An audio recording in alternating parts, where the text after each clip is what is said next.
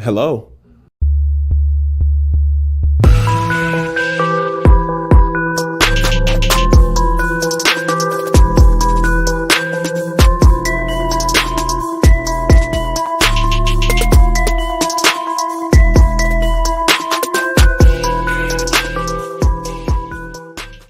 What's up, everybody, and welcome to a brand new episode of Game Time here on the Game Time Sports Channel. I am the Outlaw John Rocha, joined as always by the man who's riding high after another victory for his Dallas Cowboys, Winston A. Marshall. How are you, brother? How are you? You know, I'm not even that happy about the win. I'm obviously happy about the win. I'm happy that the curse is over. Yeah. What curse? You tweeted this. What's the curse? Please explain for those who don't follow Dallas as fervently as you do. So most people know, because Cowboy fans don't stop talking about it ever, that we won 3 titles in like 4 years. Yes, I remember those years. Yeah. That is specifically due to none other than one of the greatest coaches to ever coach the game, Jimmy Johnson. 100%. Now, part of the problem here is Jerry Jones is one of the most egotistical people on the planet. Yeah. And when you've made billions of dollars and you have the most successful sports franchise in all of the world, I'm not surprised that you would be super egotistical, right? Right. So the problem is Jimmy was trying to do things Jimmy's way because he's a badass. Yeah. And Jerry Jones wanted it to be, he was like, I'm the reason that we won Super Bowls. That's not true. Right. It was Jimmy. Even when Jimmy got fired, and that's what Switzer coming behind him, that was still a groundwork that was left by Jimmy, and you essentially didn't really need to do much. They just kind of carried it on to the next, right? Right. So there was this thing where everybody was like, dude, bury the hatchet, either bring Jimmy back, or at the very least, he deserves to be in the Cowboy Ring of Honor. Like he is more than earned that. He got us 3 rings, 2 if you want to be technical, but he got us all those rings and made us a dynasty. Like, bring him back. Yeah. And do that. And Jerry wouldn't do it. And it was this blood feud, an actual blood feud. Like, it wasn't going down, right? Right. And so then out of the blue on Sunday, on Fox Sports, out of nowhere, all of a sudden Jimmy is hanging with Jerry Jones and he's like, I want to announce that we're actually putting Jimmy in the Ring of Honor. And that, for a lot of Cowboys fans, that literally felt like the curse had been lifted, because and the true curse, like, you know, I'm superstitious, but the true curse, in my opinion, is what I just said about Jerry's ego. Yeah. Jerry has been more concerned about Jerry Jones being Jerry Jones. There is not another owner in sports like Jerry Jones. The closest one would be Mark Cuban, but Mark Cuban isn't, an asshole. Right. He could be a prick at times, but like in a lovable way, and like a fuck you, I'm gonna go get this, like, chip sort of situation. Bomber has tried to be that. You have some imitators in like the Robert Krafts of the world and stuff like that, but Jerry Jones is the owner. Yeah. If you think of a sports owner, he's the guy, right? And so he couldn't get out of his way to make smart decisions to hire coaches like the Jimmys, like the Tomlins. There's a lot of coaches that were out there. Like Sean Payton was very interested in coming to coach for the Cowboys because he was on one of our coaching staffs at one point or another. So he felt like the heir apparent, but he wouldn't do it. He kept putting in yes men instead. And so because of that, there felt like there was this horrible curse on the organization because Jerry's hubris was getting in the way of our success. Now, this doesn't mean that everything is fixed overnight, but for him to get over himself and to honor a man that deserves this honor, feels like he might finally be getting out of not just his own way, but our way, and trying to support the organization, not just to make money, but to win rings. And it might, maybe his, I don't know about y'all, if you've ever had a parent, a grandparent, that all of a sudden mortality hits them in the face and they all of a sudden things start to shift personality wise. I don't know if Jerry woke up one day and said, oh shit, I probably have about 50 years left in this bitch with all my money. I better go ahead and make this pop off. So obviously there's a lot that has to happen. Dak still has to prove that he can win. In these big games in the playoffs. Mike McCarthy is still Mike McCarthy, which, yes, he's a Super Bowl winning coach, but people go back and forth about if he actually has the sauce or not. All that being said, there's a lot that still has to fall into place, but there's something specific about this that, like, the Wiz, like, can you feel the brand new day? Like, it's very, like, uplifting. So that is what I am more excited about than beating a Panthers team that's not good. Let's take a look at this because Jerry got confused on the year, and let's December the 30th of 1923. 1923. Going in the Dallas Cowboy ring. 1923. I mean, it's still stuck in the past. 1923 is what he said, bro. Jimmy had to correct him, and he's like, Maybe. "What did I say?" He said, "You said 1923." He's like, "Well, 2023. That's what I meant." Bro, it feels like what actually may have happened. I take it back. He hasn't come in contact with immortality. I think his mind's just going. So he forgot hated Jimmy Johnson. He forgot the 30 years that they didn't like each other or whatever. And poor Jimmy is like, I got to help you. I know what it's like. I got to help you navigate all of this. So, yeah, look, 30 years in the making. Yeah, I'm a Commanders fan / Washington football team / Redskins fan. So I'm no Cowboys fan. But I do respect the greats. And certainly we talk about Emmitt Smith, Troy Aikman, Roger Staubach, Tom Landry, Jimmy Johnson. Those are respectful. You respect their abilities. Jimmy was a winner from Miami to Dallas. And almost back down to Miami Dolphins. He almost had a chance there to win for Marino. He was a winner. And so this has always been an issue. And the fact that they solved it is incredible. In our lifetime, look, already in the last year, we have seen Dan Snyder sell the Commanders and Jerry Jones make up with Jimmy Johnson. I want to think that this opens a whole new positive world, or we're about to end. The world's about to end because this is all happening. And so I hope it's the other, but it may be the latter. Who knows, for God's sakes? But I think it's a great thing, and I'm glad Jimmy's going to get his flowers once and for all. It is very possible that this is the sign of end times. But I think there is something in particular about finally putting that to rest. That to me is the problem. I feel like there has been this weird egotistical arrogance about the Cowboys organization. We're the Cowboys. Yeah. That instead of being like, yo, we're the Cowboys. You know what I'm saying? Like that's been the difference. When I think about the Kansas City Chiefs, it's like, yo, we the Chiefs. Not last night per se, but you know what I'm saying? We'll get to that. But like there is an edge. Like there's a reason why the Steelers and the Ravens are always legitimately in the picture, and people are like, yo, they might go the distance again. It's funny because they don't end up going the distance that often, but we don't talk about them in the way, even if they do the same thing that the Cowboys do, where they don't make it past the first round of the playoffs, we still put a little more respect on their name because their organizations are actually doing the right things to try and like get to the promised land. And you have coaches that are respected in Harbaugh and Tomlin who genuinely like command men, and like the owners do what they need to do, but they let the coaches handle their business. It doesn't feel like that. It feels like Jerry is just all the time just puppet mastering everything. So if that day is finally gone and he's more there as a support role instead of he can still be the GM if he wants to be the GM, but he starts making decisions that don't boost his ego. We're moving in the right direction. That's fair point. Speaking of moving in the right direction, we're moving in the right direction into this show. We got so much to talk about and get into here. So many big games this weekend. It's a wonky weekend, an interesting weekend, and of course, a kind of sad weekend with Joe Burrow now officially being out for the season, but Mark Andrews as well going out for the season in the same game. So pretty tough to talk about. We're going to get into all of that and, of course, answer your Streamlabs. And remember, the address is right there on the screen, and it's also pinned in the chat. So send in your support as we go along here today. And we'll keep tabs on the news as it's breaking, because we're going to talk about the Matt Canada being fired by the Steelers this morning as well when we get to the Steelers section of our conversation. That is a part that's going on as well. And someone just tipped us off that one of the linebackers, the Colts released linebacker Shaquille Leonard, says MK Songbird. So pretty shocking there to see that. And Luis Macias saying you can't hear us. Everyone else can hear us, Luis. So fix your own computer, my man. That's the problem.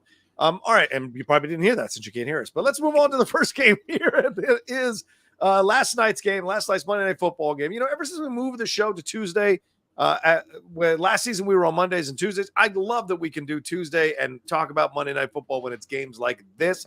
Jalen Hurts led a second half rally here for the Philadelphia Eagles as they beat the Chiefs 21-17 in a Super Bowl rematch. This was an interesting game because the Chiefs had a 17-7 lead at the half, and you thought to yourself, wow, Jalen Hurts can't get anything going. The Eagles look they were getting sacked all over the place, Jalen Hurts, and it looked like they were in some trouble here. But whatever adjustments Sirianni did at halftime to counter what Andy Reid had put together worked because they blanked the Chiefs in the second half and methodically methodically cut the lead and then took the lead here by the end. And of course, it was assisted by a Marquez Valdez-Scantling drop, which we'll talk about and take a look at. But overall here, pretty surprising to see the Eagles got this one out, so to speak. Jalen Hurts only threw for 150 yards. He didn't throw for a touchdown. He had one interception. DeAndre Swift helped him out with 76 yards rushing, and Devontae Smith had 99 yards catching. But A.J. Brown, one catch for 8 yards. And on the other side, Mahomes, 177 yards, 2 touchdowns.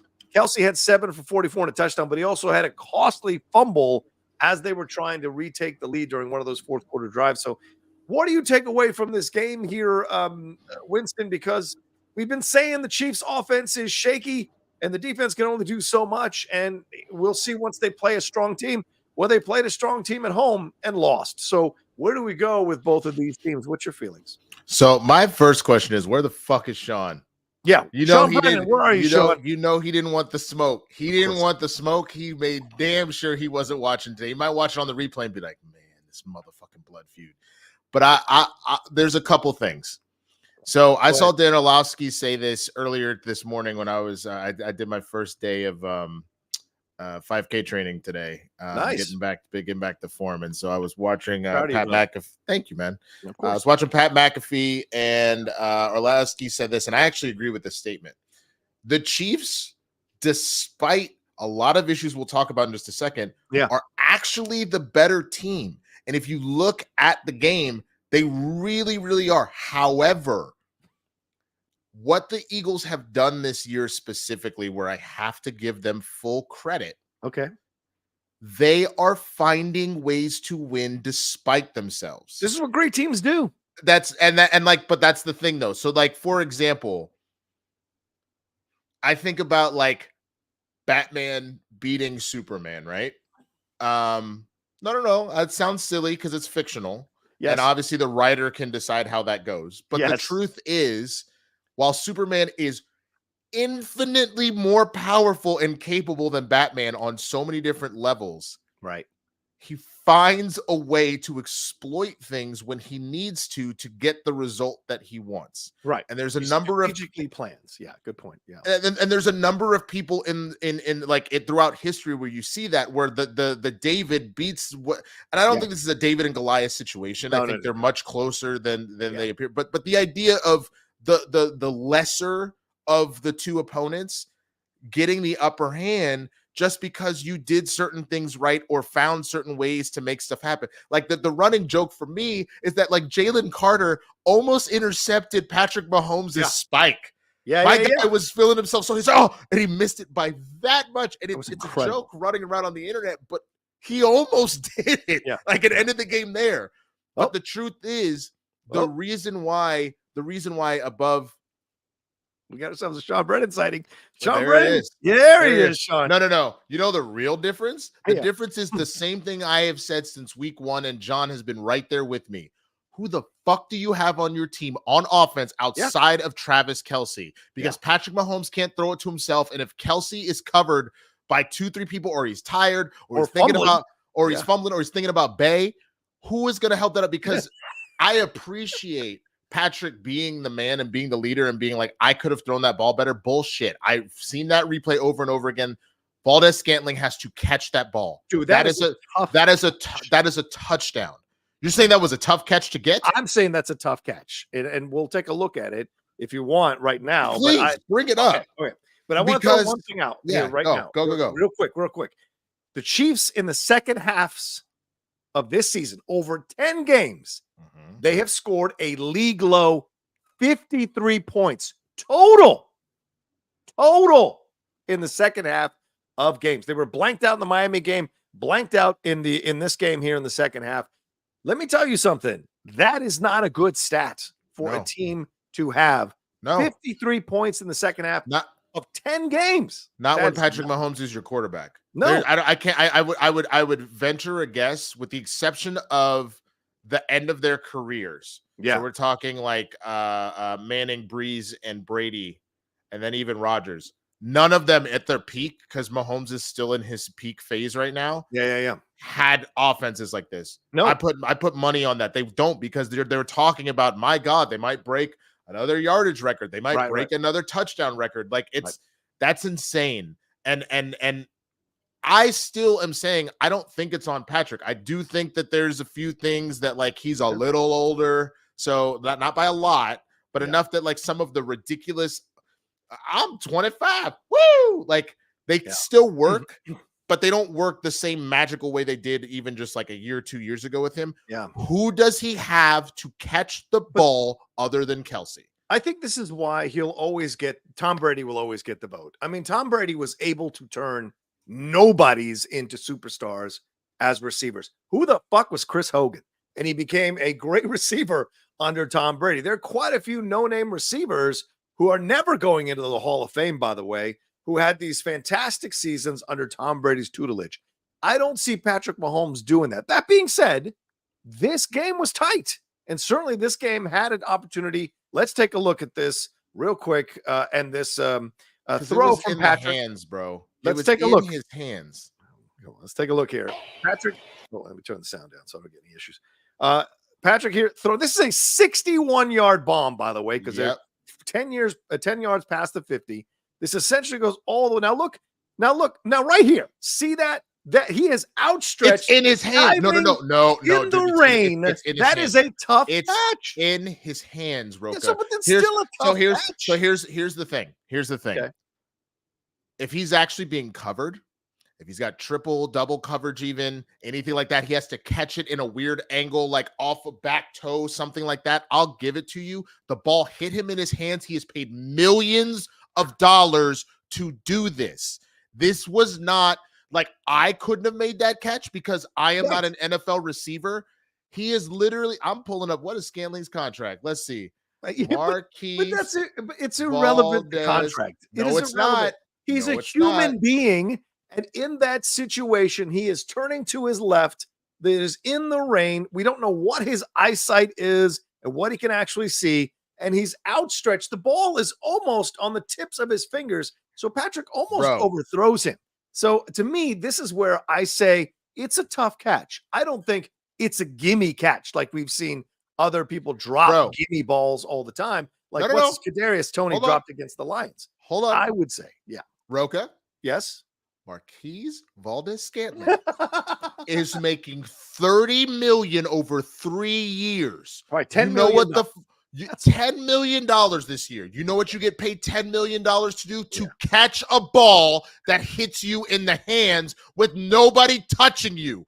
There is not a soul there to catch that ball, bro. That's fair, but it's not a gimme. It wasn't like it was in stride and just dropped into the breadbasket. He had to dive and tried to catch the ball. It's a tough catch. Let me ask you a question, and this is what makes the good receiver. Do you think if Travis Kelce was down there in that same position that he would have dropped that? Possibly. And I'll tell you why, because on one of the drives in the fourth quarter, when they were near the end of the game, it hit him in the hands and he dropped Travis Kelce and I saw a third down pass. I saw that. And the only that was a gimme. The only two things, and he was still being covered though. He had somebody actually on his body. But the one thing I will say about that, and that's a big difference. Again, where I give him a pass, Travis Kelce, let's look at the stats here, was targeted 9 times and already caught 7 of them. Yeah. Marquez Valdes-Scantling was targeted 3 times and dropped all 3. Right. He dropped all 3 balls. Okay. Why am I paying you $10 million a year to drop that? And that's the thing that's wild to me. I am not saying that I can do what this man does. I can't. I'm not even remotely close. I can't run nearly as fast as him. I can't jump like him. I can't catch that. I'm not going to pretend that I'm in his level. However, I am not being paid that. If someone paid me $10 to go dive for that and I dropped that, you want to clown me? That's fine. It was $10. You're getting paid $10 million. And on top of that, because it's not just on Marquez, it's on the Chiefs organization, because this was looked at not only in the offseason, but after week 1. You had or 6 drop passes week Yeah, 1. no, it's true. Yes, these receivers are dropping passes. So who is the common denominator in all this thing? People are so busy sucking Mahomes' dick that they're so scared to say anything negative about how he's throwing the ball, how he's unsettling his receivers' rhythms. It couldn't possibly be Patrick's fault because he's on these State Farm commercials and he's won Super Bowls. It's always the receiver's fault. And let me tell you something. Hold on. You think you got your points out for 5 minutes. You're right. You're right. Go ahead. And just real quick, Mark Scantling is the 28th highest paid receiver. 28. Okay. That is not in the top 10, top 15, top 20, top 25. 28th.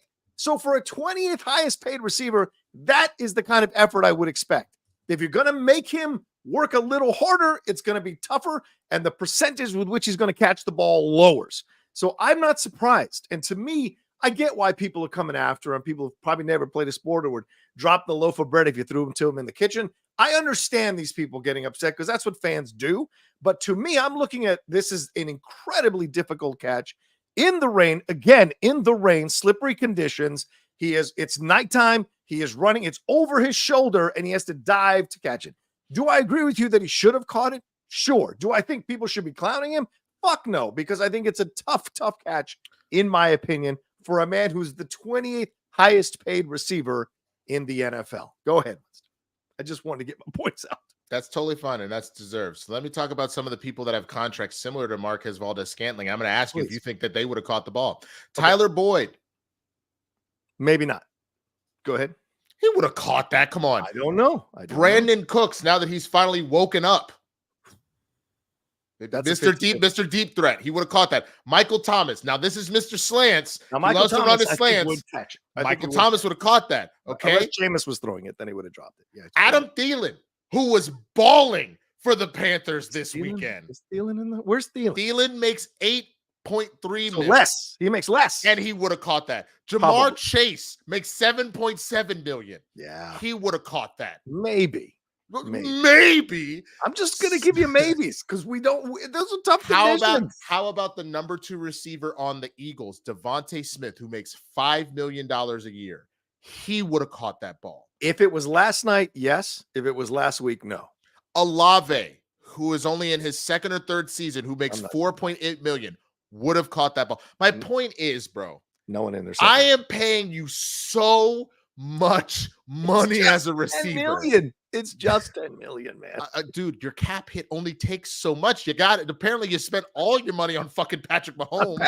But my point is, Devontae makes the catch. Cooper Kupp makes that catch. AJ Brown makes that catch. Stephon Diggs probably makes that catch. Absolutely. But I think once you get to the bottom, past 20, anybody making between 13 and even 5 million, these dudes that are on this list, Drake London could have got that. We already said Devontae Smith. Yes, he would have. Drake London would have caught that. So, dude, Garrett Wilson. We're talking about how bad Zach Wilson is. Garrett Wilson would have ball. He would have said, he would have caught it with 2 fingers and said, whoop, and then spun it around on his finger and then went in like a fucking Harlem Globetrotter. On top of that, I think the biggest thing to look at, and this is just proving my point, DeAndre Hopkins, who was making 13 million, was available this offseason. Yeah. And they decided that they didn't want him. So true. I am equally looking at Marquez like, dude, do your job. But I'm really, really looking at the Chiefs as an organization, and this is where ain't no blood feud. I've just been saying this from jump. You don't have a weapon outside of Kelsey. Pacheco is doing fine, but he's not doing what happened in the offseason that led you to a Super Bowl where all of a sudden he just woke up as a giant. He's playing fine. He's playing like Pollard, where it's like occasionally he has a 100-yard game, but he's averaging around 55, 60. He's not really doing a whole lot. That's my thing, is that if the Chiefs are serious about trying to go back to the Super Bowl and not just go back, but win it, you better look at some free agency because you can't trade anymore. I don't know what you can do, but this is the thing that will cost them. Is you're going to be down. And then how do you get back? Because yes, your defense is super, super good, but a good defense, it's normal for them to give up 21. That's 3 scores. You gave up 3 scores, and that's okay. That's a normal for a defense. Yeah, that's tough. It's tough, especially against a high-powered offense like the Eagles. The fact that you held them to 21 gives you a chance to win the game. And again, they might have won the game if Scantling makes that catch. But again, a difficult catch to make in the conditions that it was in. If this is 1 o'clock in the afternoon on a sunny fucking Sunday, I think you have way more argument in this kind of a situation. But for me, I just think there should be more factor. And credit to him, when he walked through the hallway, he was pissed. If you saw him, he's slamming his helmet into the wall. That's a competitor. That's a man who understands he made some mistakes here. But I agree with you, Winston. Let me take your comments one step further. What is going on in the coaching that these guys are not able to catch these balls? What is not being conveyed in the coaching, in the practices, in the working with Mahomes? That because Kadarius Toney was the issue earlier this season, and he's kind of fixed that. Now we've got Scantling that people are coming after. Kelsey's dropping balls. Whenever she doesn't show up, all of a sudden Kelsey becomes Butterfingers. It's the weirdest thing I've ever seen. I didn't want to buy into it. And now there's a lot of evidence. There's been a few games here where when she's not there, he ain't balling quite at the same level that he did before. So is this a Kardashian situation? I don't know. It concerns me. But like, this is all problems. But who's the main person? It is Mahomes. Who should be working with the receivers and getting into their asses and making them feel the fear of God? It is Mahomes. So you got to ask yourself what's going on in these practices that it's not getting across to these receivers that catching these balls are life and fucking death. That has to be conveyed. But I guess my problem with it I'll say this one last thing, because Brady receivers would shoot themselves in the head rather than drop a ball from Tom Brady. And that's got to be the mentality of the receivers in Kansas City. So if they're not beating themselves up enough, then that's its own conversation, because it's not like Patrick isn't getting it there. These dropped balls are not balls where they had to stretch. They're 100%. Hitting them in the hands. 100%. These are like, you go and look at that Travis ball, and it literally felt like he maybe just turned up field a little too quickly because it hit him in the hands. Right. You know what I'm saying? And again, I get the rain. I get it. But again, you're paid a lot of money. And the other thing to be known about this, bro, the Chiefs are tied for the most drop passes in the NFL at 25. Yeah. Like, that's the problem. You got to fix this. And so it's just like, especially on a night where the Eagles offense was actually terrible. Yes, it was. And like, Hurts was very clear how terrible the offense was. 150 yards and an interception. And then he had 29 on the ground. And really the only thing that was kind of helping you out was a situation where he was getting the tush pushes left and right to kind of handle those situations. And DeAndre Swift was a good runner last night for them. They kind of took and still got under 100 yards. He was only at 76, but he was averaging 6.3 because they only gave him the ball 12 times. Like, you had an AJ Brown with 4 targets, but only 1 reception for 8 yards. AJ Brown was not a factor. And and for Devontae Smith, even his numbers are misleading with his 99 yards because you had one massive bomb that he caught on the 1 yard line. It was like a 45-yard catch, meaning that the rest of that was an additional 44 yards that he had over 5 catches. So like, it's the Eagles offense didn't show up to this game. So if there was ever a chance to take advantage of this, I agree. But at the end of the day, the Eagles win the game. They go to 8-1. It's the first time a team has started 8-1 in consecutive seasons since the 2006 Indianapolis Colts. So they're 9-1 now, bro. Sorry, 9-1. Sorry, I meant 9-1. Sorry about that. Yeah, 9-1. They're 10 games. So pretty incredible beginning for the Eagles. And as you said, Winston, we may clown them a little bit because these wins are ugly, but they're getting the W's. And sometimes you got to grind shit out because a lot of post Super Bowl teams have a hangover and can't get these victories. The Eagles are grinding these out. And that's going to mean something come playoff time, I think. Yeah. No. I feel you. And yes, 54. Excuse me. Whatever. Doesn't matter. Thank you for correcting my math. I appreciate it. But also, I will say this: what the Eagles look like at this point, they look like watching. Winston, did you just drop that stat? Did you just drop that stat that was sitting in your hands? Did you just drop that stat in adding the numbers correctly? I'm not paid $10 million. If I was paid $10 million to subtract 45 from 99. And I drop that stat, I expect every single one of you to come for my head and call for my job, because I am not getting paid nearly enough to do that. Okay. That's not my fault. Anyway, go ahead, yes, but I'll tell you though, the Eagles at this point, and this is where I have to give them credit. Yeah. Now you're at a stage where like I'll give you that this might be your signature win by doing this, and it still was ugly. But they look like Jackie Chan, like in the Drunken Master, bro. Where like it looks like he's about to get smacked in the face, or he actually slammed his back on the ground, but he actually was already mid kick into the jaw. Like they have this weird fluidity about them that even when the chips are down, they actually are in position to win. Now, I genuinely believe that will be one more loss on them, and I think they'll lose to the Niners. So I think that they're only going to end up with 3 losses on the year. We have to hope that we do not lose any more games if we're going to try and fight them. We have to win out if we're going to catch them, because I only think those are the last 2 losses on Philly's schedule. Even though I have a very hard schedule, like Philly's schedule is absurd. I think it's either them or the Bills that have the hardest going out. They're going to be battle tested for sure by the time the playoffs start. The Bills, the Niners, the Cowboys, all in a row. They got those 3 teams in a row. And go to 4, man, because they go to Seattle. That's a tough and then to Seattle. And then you've got 3 kind of, you can fall asleep at the wheel with the Giants, Cardinals, and Giants again. Yeah, trap games. Yeah. They're trap games, but like I have a feeling as bad, and I don't know how you drop that ball, as bad as the Giants are, they'll be fine. And you know, what you don't want is you don't want to walk away from those last 3 games, even if you don't need them. You don't want to walk away with a lack of momentum. That could screw with Philly. But that's it. That's all, man. Tommy DeVito can apparently throw the ball. I don't know. All I will say is, did you see the trolling that the Eagles did at the end of the game? No. To the Chiefs or to the Chiefs? Hold on. Let me pull it up, because it was kind of savage. And the social media account. It was a social media account. It was pretty good, bro. And I gotta give him credit for this.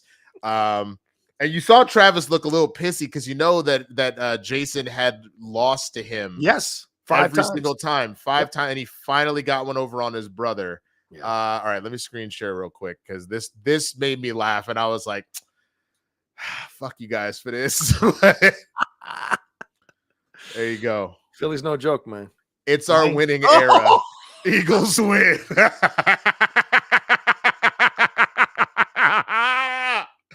Hit him with the damn friendship bracelet saying in our winning era. I'm fucking dead. That was so savage. Expert. And like the funny thing is I can believe that, like, I don't even think that Taylor would be upset about that. I know she's upset for her boo not winning the game, but she was born and raised an Eagles fan. I bet there's a part of her that's like, this is fucking genius. Almost as good as the Broncos playing a music video of hers at the end when they won. That is good. Did they do that? Yes, they played it on the Jumbotron. The only thing that would have made it funnier is if they had won to like 22-21. I don't know about you. I'm feeling 22. If you would hit it with some shit like that, I would have been like, yo, that's savage as fuck. As a matter of fact, the Eagles won 21-17. I wish they had gotten 1 more point so they could have done that. It would have been perfect. Oh my God. Oh, genius. All right. Well, we spent 30 minutes talking about it. It's always the top story. The top game always gets that out of us. We go on and on. Yeah. Let's take a quick break, and we'll jump into the rest of the games in the first half of the show here right after this.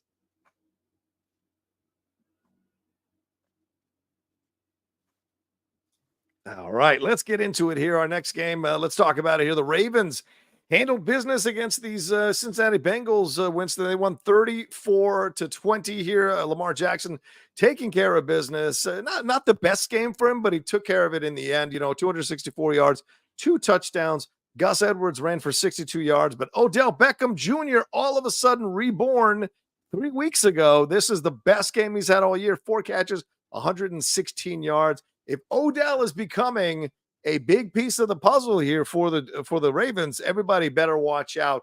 But of course, on the other side, Joe Burrow was knocked out in the second quarter. He'd gone 11 of 17 for 101 yards and a touchdown, but in the end knocked out. And we found out he has torn ligaments in his right hand. He will be out for the rest of the season.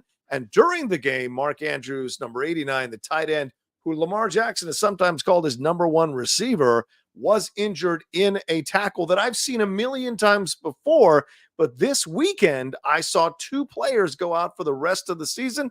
that is Mark Andrews and my quarterback for the Florida State Seminoles, who was also taken out. Travis, he was taken out there with the same kind of tackle as he was running in the middle of the field. So now there's been this talk, Winston, that they're going to try to outlaw this tackle, which is crazy. So what are your thoughts coming out of the game, and what about both of these teams, and what are your thoughts here on losing Joe Burrow and Mark Andrews for the rest of the season? Look, man, the only real tackles that need to be protected against are those headshots, because 100%. that brain damage is so real and could actually lead to someone dying.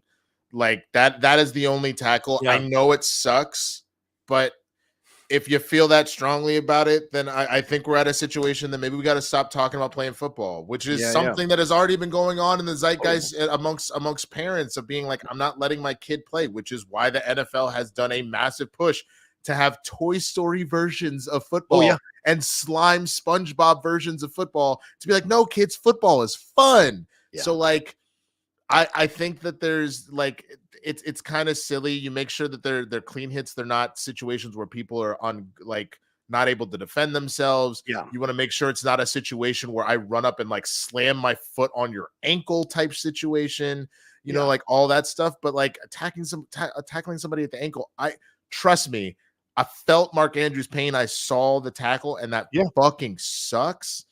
But I don't know what, like, that seems silly to me to be like, we're going to outlaw ankle tackles. Where do I tackle you then? Yeah, I know. And that's where it becomes a little frustrating, because at some point this is the game and players go out with injuries all the time. Let's take a look at this. And it didn't seem like that serious, right? I mean, this is the catch here, and he's held on to it right there. And it's a simple tackle where the linebacker uses his weight to bring down but the he's receiver, not right? But that's the thing, he's not even trying to hit him in the ankles. He's grabbing him by the waist, and it just so happens Mark Andrews' ankle, and this is horrible because it was the same thing for me, but it was my own body weight. So then having that entire thing, he has the same break where he broke his fibula and he tore some shit in the ligaments in his ankle. Yep. So that's going to take some time to recover from. So like, there's nothing you can do about that. Now, what I will say just about the game, it's good to see Odell stepping up for sure. Like, I'm happy for him because old boy's been going through it, man. But I think this essentially means the whole AFC North is like not relevant anymore. Wow. Truthfully, with Burrow out, the Bengals are done. Well, the Bengals are done. This is an interesting situation, Winston, when you talk about the AFC North. Because you bring up something I hadn't considered, and I'm thinking about it right now as you're saying it. You've got Deshaun Watson out for the season. So now there's a rookie. Oh, he's done for the season. He's done for the season. They announced that over the weekend. Browns aren't relevant. Mark Andrews gone for the season. Now maybe Odell can step up into that void. Maybe, maybe not. And then you've got Joe Burrow out for the season. And God knows, I mean, Pittsburgh is eventually going to be out for the season. So this is a situation where this division looks so competitive. Now it looks rickety and maybe a little bit broken with some wheels missing. And you wonder, even if the Ravens come out of it, how much are they going to be able to do without someone like Mark Andrews? That's a tough replacement. You still have an MVP candidate in Lamar Jackson balling out. You see Zay Flowers is stepping up as a rookie. You see that like Odell Beckham Jr. looks like what he used to be. And they're balling out. So they have stuff there. And like between Gus Edwards and Keaton Mitchell, they really look like they've got the run game together as well, because now you have to worry about, oh my God, is this option going to Gus or Keaton, or is Lamar going to hold it? So like they still have very solid weapons on offense. I just think that you just took what is arguably your best player that isn't Lamar Jackson. Yeah. And he's done.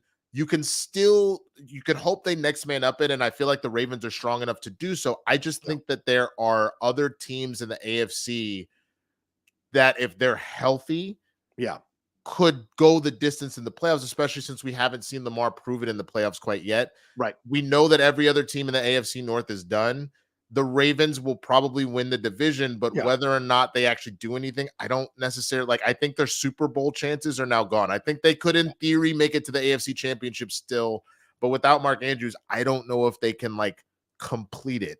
It's wild to say that about one player, and they all are playing exceptionally well right now, but Take Kelsey off the Chiefs and let me know how that goes. Difference is you've only got one. That's your only receiver. I'm saying, well, that's what I'm saying. When you've got a great tight end receiver it solves two problems. One, it's a great safety valve. And two, he's a guy you can consistently rely on to catch the ball. And so once those things are out, it's real hard to adjust the offense, especially this late in the season. We're in the 11th week. This is going to be quite an adjustment for the Ravens. And remember, earlier this season, they lost Dobbins to a knee injury again for the season. So they're unfortunately they're a cursed team when it comes to these injuries. But maybe somehow they'll find a way to bounce back out of this. And yeah, as Jeremy was saying, Isaiah, the other tight end, he played well last year, so maybe he'll make up some of the difference enough to keep them competitive. If he does, that could change everything, man. But I'm just looking at the AFC as it stands, man. Yeah, like as much as we gave the Chiefs shit, again, you have winning pedigree because they've done it before. I would actually have more. I would have more faith in them right now than I would in the Ravens. I still like to make it to the Super Bowl. I still don't think that the Chiefs, all their issues we talked about, that they can win it if they don't address some things. Okay. But like the way the Jacksonville Jaguars played, I know everybody thought they were fraudulent. I think the bigger thing was the Niners are just that dangerous. Yes. And they got back to form because the Jaguars handle their business. The Dolphins still need to prove to me that they can beat a team worth their salt, but they still are a super high-powered offense. So that's something you could be talking about. And at this point, with the Browns and the Steelers kind of being irrelevant, bro, the Texans, CJ Stroud might actually do some shit, bro. Let me tell you something. The playoff bound Houston, Texas, and the playoff bound Denver Broncos, y'all better be used to saying that by the end of the season, because I think both of them are getting into the playoffs. I think they're both going to the playoffs too. They're going to be fun. I really do. Yeah. Well, you talk about the 49ers. Let's move on to actually, what do you want to say about Joe Burrow? I mean, it sucks. It was an injury-ravaged season to begin with, so this maybe is the best thing. A long rest, coming back next season, much more ready to play the game, physically ready to play the game. Maybe he'll go on a tear. What do you say? So there are two things that I think come out of this that I immediately think of. The first is the fact that, like, we're not at a Carson Wentz level, because Carson started to devolve. Right. Burrow is still balling out. Yeah. But there is some fear now because Carson Wentz, one of the things that started to hurt him was how injury prone he was. Yeah. And now with as many games as Burrow has missed, and the funny thing is, it's not even injury prone because he does reckless things or he's like got frail avian bones. It's because they have not spent money to equip that O-line. And so he has taken the most, I think they said he's taken the most sacks by any quarterback by a large margin in the last like 2 to 3 years. Yeah. Combined. And of course you're going to get injured if you're, because remember last year, the running joke when we played them week 2, he'd already been sacked like 12 times. Yeah. That's insane. Yeah. 12 times in 2 games. Yeah. Bro, that's not okay. And so like, I think what's really going to happen, and this is where I think maybe the Bengals window will close, in order to then get him what he needs to be protected, you're going to have money. If you have that money, that means you can't pay both Chase and Higgins. You are actually going to have to let one of them go, and odds are it's going to be Higgins. So now you don't have as much firepower in your receiving core. Mixon will eventually want another contract, and or he'll get old enough that he's not going to produce the way that he does. Like you're watching what feels like the window for both the Bills and for the Bengals kind of closing shut. And it doesn't mean that Burrow and Allen can't potentially find themselves back to where they need to go at some point, but it's not a good look if you can't get it done when contracts are low. Yeah. And, if you're Joe Burrow, you're sitting on that $273 million extension fully guaranteed, and you're okay. You're going to rehab. You're going to get yourself. But I agree with you. Quarterbacks that are this injury prone this early in their career rarely have a long career as a starter in the NFL. Andrew Luck took himself out of the equation because he just got sick of constantly rehabbing and training his body, and he didn't think it was worth it, even though he was one of the best quarterbacks I've ever seen. He felt that at the end it wasn't enough. It was too much. And Joe Burrow is heading in that direction. Well, let's talk about it for a second, man, because part of it with Andrew Luck, and that is where privilege really is a thing. That Andrew Luck came from money. So it's Yeah. easy to say, like, I made enough already in these contracts and I come from money. I'm done. Good for you. I get that. There's a lot of people that continue to play sports that maybe feel the same way, but they're like, this is it. I worked my ass off for this. This was my ticket out. But I say, let's talk about this and the idea of retiring early, because I don't know if you heard, but there was a big story in an interview with Travis Kelce, who was like, I think about retiring every day. Like I'm done, essentially, is what he is saying. Now, he hasn't obviously retired, but it's like on his mind, and you're already seeing him start to transition into like kind of a Hollywood life, the commercials, being on SNL, all that kind of stuff, right? And he's made his money. He's won 2 rings. He's already in, like, if not the best tight end of all time, he's in the conversation for top 5 best tight ends of all time at this point. 100%. What else do you have to prove to know that you have to keep putting your body through that? I would not blame Kelce for retiring. I was just curious what your thoughts are on this, man. No, I wouldn't blame him for retiring either. And look, this is something we talked about way back when on Collider Sports, Winston. We would talk about how many younger players were starting to retire after their first contract was done, because they saw what was happening with the older players. They saw the CTE stuff, which was such a big deal a few years ago, the Junior Seau suicide. Like, those are things that, like, cumulative work on you. And what you brought up earlier is an excellent point. The NFL saw what was happening, and the stats came out that if 10% of the mothers in America decided not to play their children in Pee Wee League football or get them into football, the NFL would eventually sink, because it would double the amount of time, it would lessen the amount of talent that was available and double the amount of people that would not be playing. And that would cause the end of the league. And so that's the scary part of this all. So I think what you see now are players who understand they can make a lot of money. There are other revenue streams from which to do this and go and be successful. I was watching this great documentary on Candace Parker that's on ESPN Plus. Y'all need to watch it. It's about an hour, 20 minutes. It's fucking great. But she is someone who endured a lot of criticism, and here she was winning titles and was a successful basketball player. She realizes she's at the end now with all the knee injuries and whatever. So she started a production company, and she's got 2 other companies that she's running. And these are the things that weren't available to players like 20 years ago. Now they're available to players now. And so you be smart. And remember, Travis Kelce in his first season did a reality show about trying to find someone to date him. So he has always had a predilection towards entertainment. I would not be surprised to see him make that move and be more successful than Gronkowski, because he's already a better actor than Gronkowski in those commercials. So I would see, and I would have no problem if he did it, and I'd respect the hell out of him. Yeah. So just for reference, man, because we brought up Luck as like a comparison. He only played for 6 years, right? And that's like crazy. He only played for 6 years. One of them he played less than half the games at 7 in this 2015 season. Over the course of 6 years, he was sacked 174 times. So it was the same issue. The Colts would not invest in a line to protect him. Like his freshman campaign, his rookie campaign, he was sacked 41 times. 41.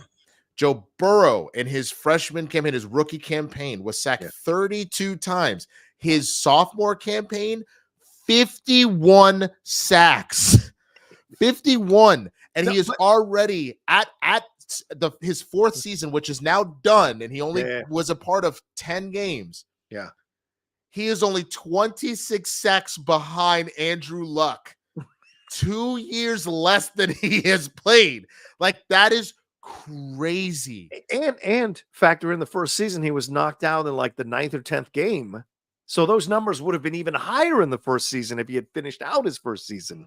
So he would have absolutely probably caught Luck, which is crazy to think about, in 4 years versus Luck in 6. And so, yeah, I mean, this is the danger here in this situation, which is why I think Joe negotiated a great deal with the Bengals to be like, okay, extend me, but you're going to guarantee me all this money because you motherfuckers don't bring in an O-line that helps me. So I'm going to if I get knocked out or get knocked out for the rest of my career, I want to make sure I'm taken care of and my family's taken care of. So smart job by Burrow there. So just for reference real quick. So Tom Brady, apparently in the course of his entire career, was sacked 565 times. Okay. That's over 23 seasons. So that you're averaging at about 25 sacks a season. To know, and those are multiple games because you're including playoffs. So I'm including playoffs. I'm including an entire season that Brady didn't play because of the knee injury. You know what I'm saying? Like I'm suspensions for cheating. Like, you know what I'm saying? Like, where's my phone? So I know. So to that point, Joe Burrow is averaging 37 sacks a season. Yeah. That is a lot of wear and tear to put on your body, man. Yeah. And Sam Howell's at 1,022 sacks this season, which is pretty crazy. That's a crazy situation. All right, let's move on to someone who is bouncing back from a tough run here with a second game in a row playing incredible. That is Brock Purdy leading these 49ers to a 27-14 victory over these game Tampa Bay Buccaneers with Baker Mayfield here. Brock Purdy threw 3 touchdowns in the game, including a 76-yard strike to Brandon Ayuk here. He completed 78.4% of his passes over the last 2 games, throwing for 629 yards and 6 touchdowns. And on Sunday, he was 21 for 25 for 333 yards, and he joined Joe Montana, as the only Niners quarterback ever to post a perfect passer rating in a game with at least 15 attempts. That is fucking insane to see how quickly he has bounced back off this 3-game skid and really reasserted himself as a leading quarterback here for the San Francisco 49ers. Christian McCaffrey had himself a touchdown receiving from Brock Purdy, so did George Kittle, and McCaffrey had 78 yards rushing, and they handled these Buccaneers, dude. This is 2 games. Now, again, this is not high-level competition that they're doing. Well, I guess the Jags, you would argue, are, because a lot of people thought they were going to be getting into these playoffs and making some noise. So back-to-back good, solid wins for these 49ers. Are we back to seeing them as the best team in the NFC, or do the Eagles still have that by a hair? I mean, I would argue that despite the record, I think that the Niners are the best team in football at this point. They just play so physical. I agree. And as long as Brock Purdy has 2 things, Trent Williams, and then the rest of his offensive weapons. there was not just Debo. Ayuk was fucking balling, bro. 156 yards on 5 catches. That is fucking insane. So, but as long as he has all of his weapons, as long as he has Trent Williams keeping him upright, bro, he might throw a couple questionable passes, but the Niners just play so much more physical ball. I expect that the Niners-Eagles game will be a knockout dragout, but I expect that the Niners end up winning that by at least 2, if not 3 scores. Yeah. I could see it being 2 touchdowns and a field goal. I could see it even just being a field goal and a touchdown. But I genuinely think it'll be 2 to 3 scores that the Niners win by, because they are just so violent. And I don't even mean that in a negative way. I'm not trying to imply. They dominate you. They dominate you left and right the way that they play, and it's terrifying. I was really hoping that skid was a permanent thing. And I think what Purdy has proven, Purdy is a significantly better version, I think, at least this young, of Jimmy G. So I do not think that he will necessarily hit those Brady heights that were maybe people were like, look at the trajectory. But I think it'll be a situation where he'll be able to make some Super Bowl appearances, might even win one. Yeah. Will always be in a conversation as a serious quarterback. And then some few years down the line, eventually be like, all right, I think his time's up. Yeah. Let's take a look at this, because I've been on the 49ers bandwagon for a very long time. I saved a seat for Winston. He finally showed up and got on it. But this is the thing. His big complaint, Winston, is can he throw the ball downfield? Well, let's take a look at Brock Purdy throwing this 76-yard bomb to Brandon Ayuk. Now, look, that is at least a 50-yard throw that he's got there. Oh, you know who would have dropped that? Marquez Valdez-Scantling. No, he wouldn't, because that was in the bread basket. No. The motherfucker, it hit him in the hands. Look at Brandon Ayuk. Pass. That is Scantling would have dropped that. I'm just going to be honest. Scantling would have dropped that. Mahomes should watch this technique to help him. How dare you put the ball in? How dare you? Blood feud is right. I came here fully today to just make fun of and trash Sean Brennan, and now I have to defend him again. How dare you? You're gonna make me have to. I'm getting sick of this shit, bro. Let me tell you this right now. They are turning me into a 49ers fan. I love the 49ers when they were with Joe Montana. I didn't like Steve Young. I always thought he was an arrogant prick. But I liked Montana. I loved Montana. So I kind of quietly cheered for the 49ers during those years, right? Jeff Garcia years in and out. But Brock Purdy, there's something about an underdog guy in a situation like this. I kind of love it. So I'm kind of slowly, quietly cheering for these 49ers. I have an actual blood feud. Absolutely not. With the 49ers. I know. Absolutely. We were tied for the same amount of championships. We have one more Super Bowl appearance than them. No, fuck the Niners. Fuck them. No. What does Scarface say? No. Fuck no. All right, let's move on. Fuck no.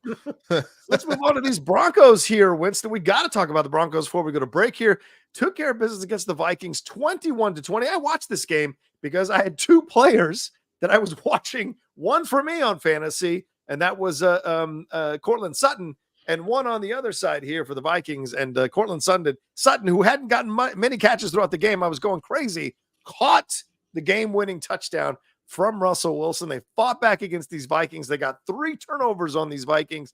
Dobbs got rocked for a fumble. Madison adjusted because a linebacker was coming around the right side and lost the ball. And then the interception when Josh Dobbs' arm got hit as he was throwing over the middle. So they took care of business here, and eventually Russell Wilson got them into the end zone and got the W here under Sean Payton's coaching. Now the Broncos, who had started out 1-4, have won 4 in a row. They're now 5-5, brother. So to me, this is an interesting situation with the Broncos. I have a feeling that they are slowly turning the season around. And I tweeted out that, hey, newsflash, Sean Payton can still coach and Wilson can still ball. Now, is the offense anything to be afraid of? Not yet. But you're seeing changes and you're seeing them getting better and better every week. And I got a feeling they're going to sneak into these playoffs. What are your thoughts of this game coming out of it? And, of course, they snapped the Vikings' 5-game winning streak. Josh Dobbs getting a loss here, but still 6-5. They're still in contention for the playoffs. What are your thoughts coming out of the game for both of these teams? I mean, I think that the Vikings will still, they're not good. The Lions, I think, have the division locked up. Obviously, they still have to pay the Lions twice, so it's possible if Dobbs is really doing all this, you could try and slip one in and get one over on the Lions. But I think they will solidify very soon here a playoff spot, one of the wild card spots, and then I think 7th right now. They're 7th right now. Okay. I think they'll make the playoffs. We'll see what Dobbs does to how far he can take them into the playoffs. But I think the true story here by far is the turnaround of the Broncos and giving Sean Payton a little time to cook. Because once he actually got them all on the same page, they have been balling, and Russell Wilson looks like the Russell Wilson of old. Now, mind you, I can't unhear the things about him as a person. Well, sure. You know what I'm saying? So it went from, it used to be fun to kind of root for Russell Wilson to I don't really want to root for him, but I can respect his gangster. He's out here balling on folks, and I just they look like a team. Yeah, they truly look like a team, and it's not to say that the Eagles or the Chiefs or the Niners don't look like a team, but there's something to be said about you don't have as much talent or as many superstars on your team as those teams, and they're coming from behind. They started down and out. Now all of a sudden, it looks like a sports movie where it's man, we started 0-4, we're trash, and then all of a sudden something clips, and now you're getting the montage. The Broncos do it again. They beat the Vikings by 1 point. The Broncos beat the Chiefs, the best team in the AFC. You know what I'm saying? All of a sudden, now you got to put some respect on Sean Payton and Russell Wilson. Yeah, to me, it reminds me of the Detroit Pistons when they played the Lakers and won that title. Chauncey Billups was their veteran guy. Everyone else was kind of good at what they did in their role playing. But Chauncey was the one that kind of kept them together because Chauncey had the experience. And you see that way with Russell. Russell's been to the mountaintop. Russell's won it. He knows what it takes. If he's slowly been coming out of his shell, maybe these news reports have caused some kind of change in Russell. He's got to come out and be more talkative, be more connected with his players. And Sean coming in, slowly changing the mentality of his players, getting them to buy into his approach as a coach.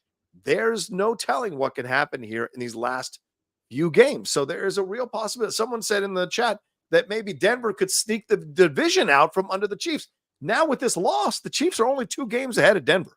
Anything could happen with that Chiefs offense. They could start to break down. We could get injuries or something like that. With Denver, you've got Cortland Sutton. You've got which was an unhappy Jerry Jeudy. He balled out last night with his 5 catches here. Samaj Perine is coming on. Their issue is they don't have a running back. And I think that's where they're going to get bit in the playoffs eventually. They just don't have a consistent running back they can rely on right now. And unfortunately, I think that is the one Achilles heel. No matter how much they fix, I think they'll get in the playoffs, but I don't think they'll have enough to get to an AFC championship, unfortunately. They'll make the playoffs because I find it hard to believe because the Chiefs have an easier schedule. Well, do they? Let's see. So the Broncos have the Browns. I think the Broncos lose that, and it's not, and that's just from the standpoint of like, even though the Browns are, in my opinion, done. That defense is still that defense. That's true. And you know what I'm saying? And I like looking at Denver. They haven't really played. Like, I guess the Chiefs. That's the only real solid defense that they've played. Yeah. And I think that the Browns defense is a little more lethal. So like, you got to deal with that. Who knows? The way CJ Stroud is playing, you might lose that game because Stroud is just, what the hell? But you beat the Chiefs, I think. I mean, the Chargers both times, because the Chargers are just a dumpster fire. Yeah. The Broncos may lose to the Lions, bro. Just I don't know. Like that's kind of a toss up. And then you got the Patriots and the Raiders. Whereas I fully expect Kansas City to beat the Raiders both times. I know they're playing better with the coach change, but I still think the Chiefs have the sauce to beat that. They shouldn't lose to the Packers. That would be an embarrassment. The Bills could be a toss up because they can't decide if they want to be good or not. But you should beat the Patriots. You should beat the Bengals. Like, the Chiefs have the easier schedule technically. So like, I don't know about them winning the division, but I think the Denver Broncos will end up in the playoffs. Yeah, I think the next 2 weeks are going to be real interesting. The Lions game, I think I can put an L in that column. And if they win, great. That's like frosting rather on the cake, right? But to me, the Browns and Texans are real interesting because this game with the Vikings was also 2 teams that have turned their seasons around and were possibly, going to use this victory to leapfrog to the next level. Here we have 2 games back to back where they have to play teams that want to get into the playoffs. And how much are they going to show? And by the way, this is a veteran Super Bowl winning quarterback versus 2 rookie quarterbacks. And that could matter when shit gets tight. And I got a feeling with the Broncos, because their defense has really stepped up and changed over the last few weeks. They look lethal themselves. And I have a feeling that both of these games are going to be super tight. And the Broncos have that little extra experience to get them across the line that could pay dividends for them. We shall see, but you might be right. Maybe they lose to the Browns, maybe they lose to the Texans, and then we're not even maybe even talking about them making the playoffs, or if they are, they're squeaking in with the last wild card spot. That's possible. But I got a feeling about these Broncos, and I got a feeling about Sean Payton, and I'm just saying I think they're going to win out with a loss to the Lions and maybe one other loss, and that's it. I'm looking at it, man, and I feel like I'm gonna find myself quietly rooting for them the rest of the way. It's not that there aren't teams in the AFC that I don't like. Like, I actually enjoy watching the Chiefs play, but the receiver play is genuinely pissing me off. So I'm kind of like over it at this point. Yeah, I'm kind of pulling for them with the Bengals out. I'm kind of pulling for them. There's a weird, everybody loves a good underdog story, and this I can't think of a better one. Like, at this point, it feels like in the montage with their wins are rolling. That's where Russell finally goes. He walks in the locker room, and the music's like toned down a little bit so you can hear the dialogue. He's like, "Hey guys, I just wanted everybody to know. Here's my card. It has my phone number on it. Call me if you need anything. Let's ride." Like, that's him finally giving his phone number out. And he's still doing it in a Russell way. Instead of being like, "Hey, put my number on your phone," he's handing out business cards so that people know how to contact him. And, like, you know what I'm saying? And then it's another win against the next team they play. So, like, this is a fun team to watch. Either that, and even now you got Sean Payton like teaching a class on how to microdose Molly and like how that's helping him and shit. Like I'm in my mind, I'm having a lot of fun in the montage of the Denver Broncos and their come from behind turn around here. Oh man, hilarious. All right, let's take a quick break. And then we'll finish off the games from the first half of the first block of the show, and then we'll get into all the other games here right after this.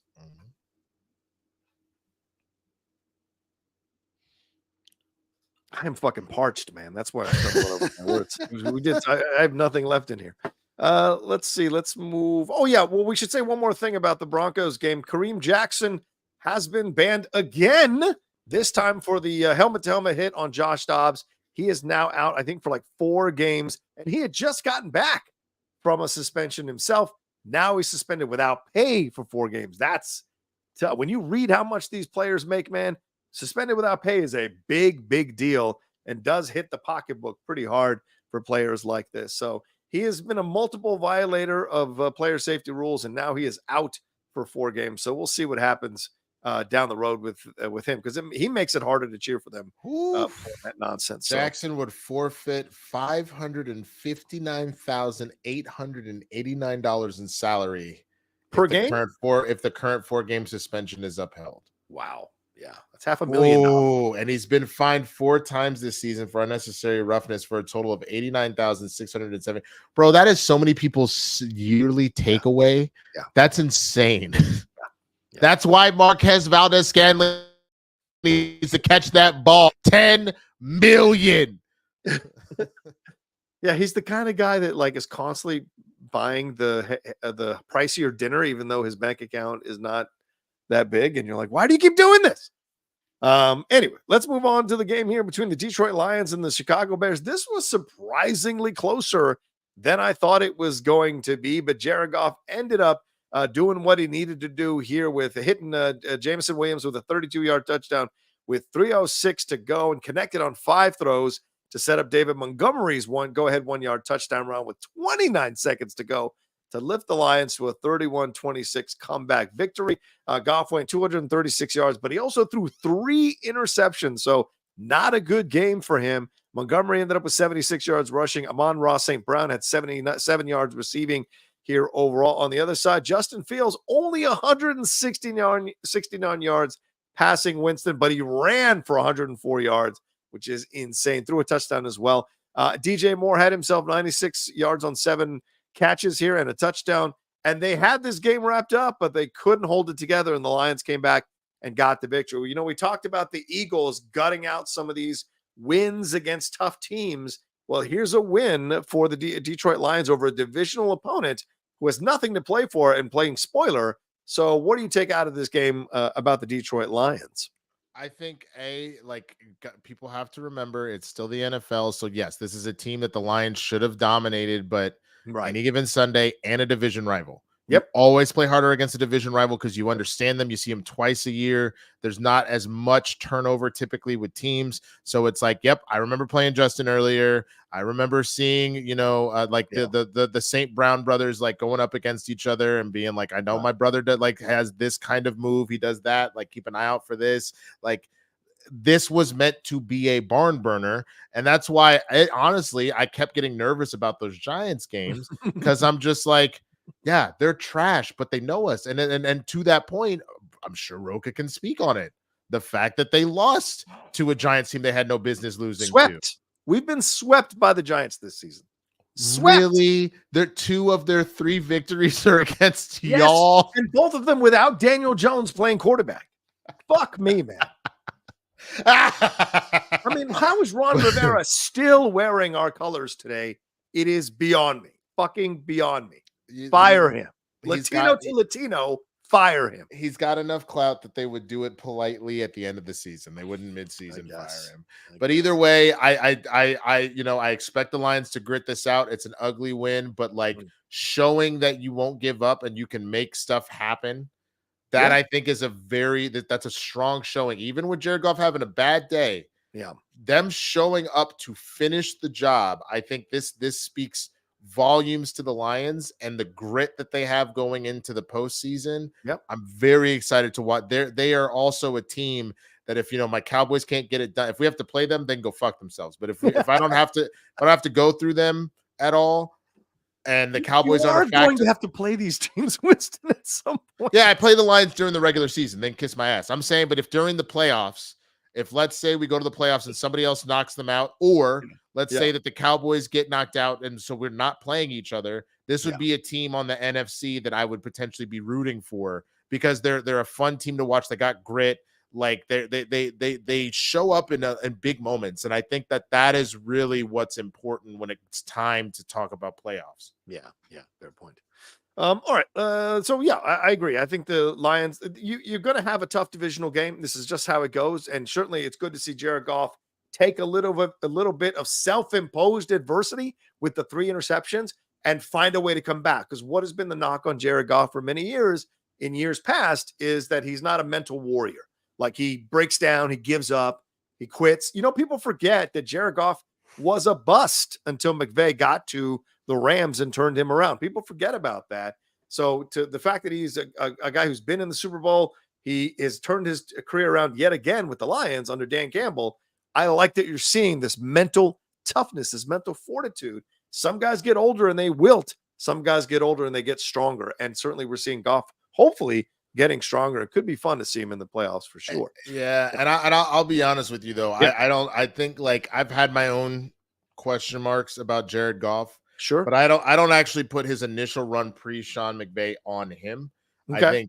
I think it was proven time and again that Jeff Fisher is not a good coach. Fisher's and on top of that, he was known for ruining quarterbacks because he didn't want Vince Young, but instead of still making it work, he helped that kid become terrible. He sabotaged him. It was totally awful. Yeah, I agree. Fisher is one of those fucking coaches that I just do not like to look at. That mustache drives me insane. All right, CJ Stroud. Speaking of quarterbacks who kind of are figuring things out, even with 3 interceptions, CJ Stroud led his Texans to a 21-16 victory over the Cardinals, despite, as I said, throwing his own 3 interceptions here. He had 336 yards passing, 2 touchdowns.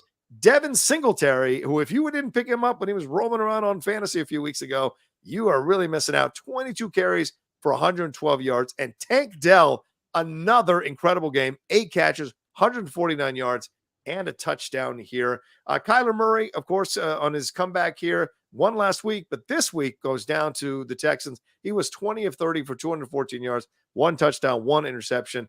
Greg Dortch led receiving for the Cardinals. Never heard of this guy, but he led the receiving for the Cardinals in this game. So what do you take away from this game about the Texans? I mean, the Cardinals are a lost cause, man, and Kyler's going to do his thing to get the contract. But what do you take away from this game with the Texans? I mean, he threw 3 interceptions, but still led them to victory. Is he maturing right before our eyes, game to game, into one of the premier NFL quarterbacks? This is how I know that CJ Stroud is just kind of young. And it's not to say that he wouldn't.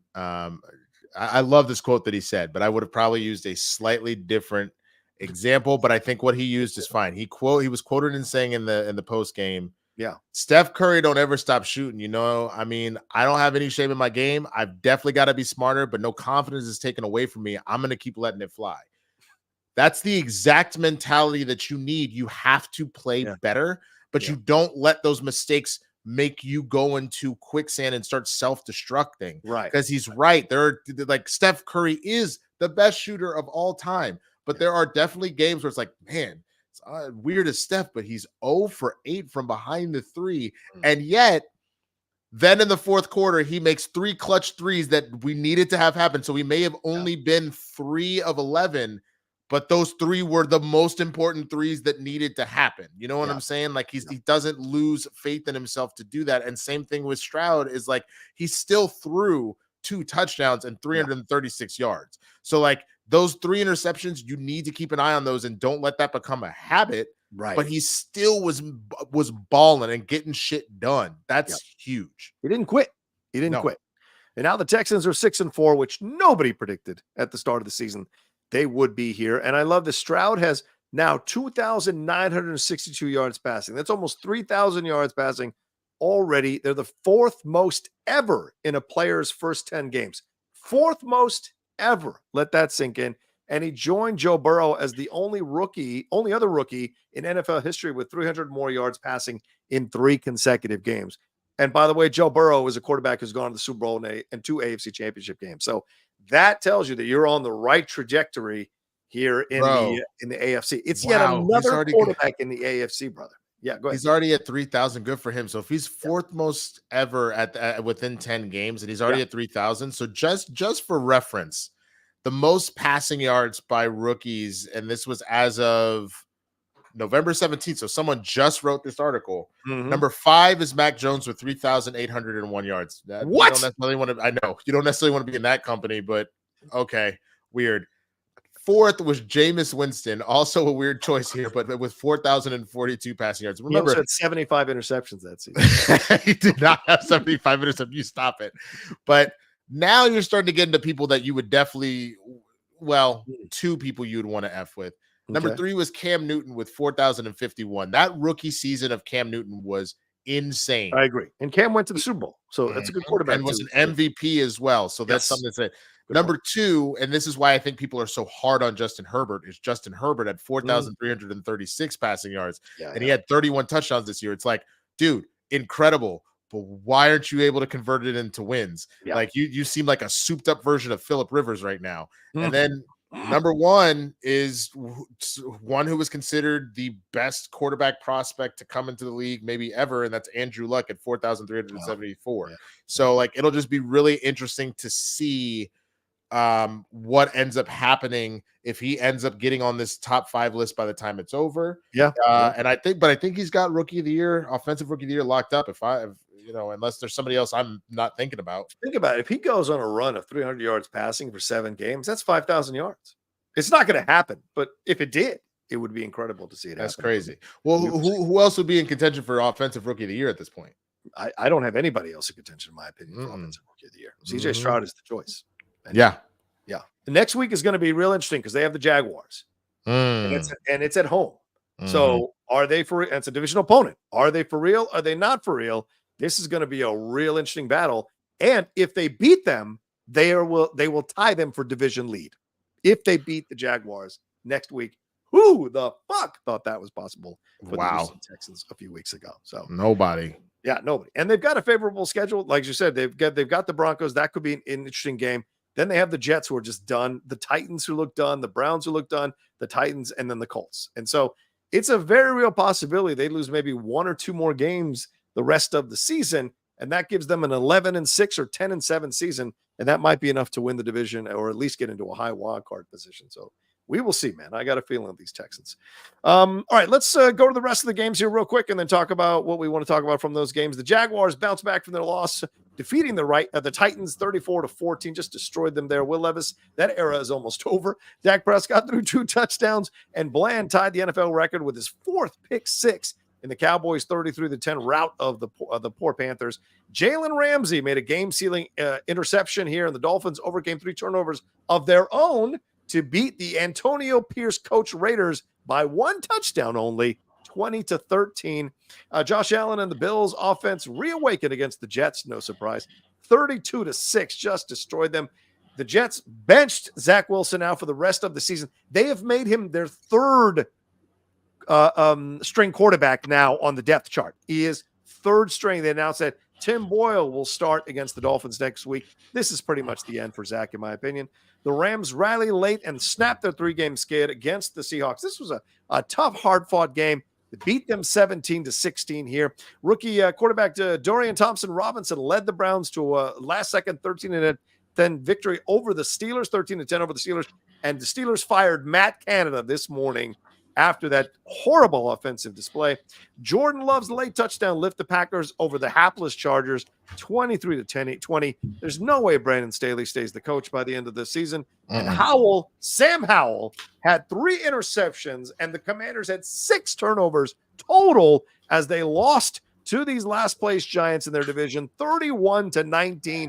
Tommy DeVito, Jersey's own Tommy DeVito, threw for 3 fucking touchdowns here. And there's a lot of people who are starting to have conversations that Tommy DeVito should be the starting quarterback for the New York Giants. So your thoughts here, Winston, on all these games, or anything you want to talk about from these games to discuss? Starting off the bat, I just bro, shout out Bland. You want to talk about next man up? Everybody was like, fuck, we lost Diggs. What do we do now? Yeah. That is insane. And I still want us to make shit happen this season. Yeah. Can you imagine if we're still able to hold on to Gilmore? Yep. And then you have Diggs, Bland, and Gilmore as your starting 3 quarters. Oh, ain't no balls gonna be flying around the Cowboys. You have all 3 of them. Well, because week 1, I understand how bad the Giants are, but you saw Diggs being that guy. Like in those first 2 games, he was either intercepting stuff or he clearly had been hanging out with Micah being like, watch this, and tackling the shit out of people. So like if you get all of them back, plus Micah and DeMarcus Lawrence, like I can't even imagine what this defense looks like in the years to come, man. If you can keep all those pieces, that's amazing. But I think the thing that I really want to look at here, and this just makes me sad, is because you can talk about your Commanders just being pathetic, losing the Giants if you want, but I'm actually sad for Zach Wilson. Yeah, I get it. He got his opportunities. Multiple. He got his chances to do the damn thing. I think this was a mistake on the Jets, is because they themselves have been a dumpster fire organization for a long time. Sure. So you got good picks out of Bryce Hall. You got a good pick out of Garrett Wilson. Yeah. You've had like situations where you brought in good people, but why you went and got this kid number 2 overall from BYU when there was like rough class of quarterbacks. Yeah. But like there were options. Like hold on. Let me see. Like Zach Wilson was drafted what year? 2021? Yeah. NFL quarterback draft. Mac Jones, I think, was the same year. Justin Fields, Trey Lance, Trevor Lawrence. So Trevor Lawrence went first. So you kind of there's nothing you can do about that. But you know, I man, this is rough. I think you could go get Justin Fields. I think Justin Fields is only bad because Justin Fields went to the Bears. Yeah, and I think that they're just not. That was just not a good look on just the Bears and whatnot. But it was a rough quarterback class, so it's just kind of tricky. Like, what are you gonna do? You know what I mean? And they can't bring back Joe Flacco now because he's signed with the Browns. So there you go. Yeah, exactly. So that's rough, man. I think where the Jets like need to be looked at, and I get it. You're trying to give this young kid another shot. Your emotions riding high, beating the Bills week 1, losing Aaron Rodgers. You should have been already looking for something else. Yeah. Agreed. But Aaron didn't want them to go get somebody else. That I will die on that hill. Of many hills I will die on, but that's one of them you can add to the mix here. That there's no way Aaron Rodgers was going to be okay with them bringing in a way better, not a way better, but how about this? A way better quarterback than Zach Wilson to replace him for this season.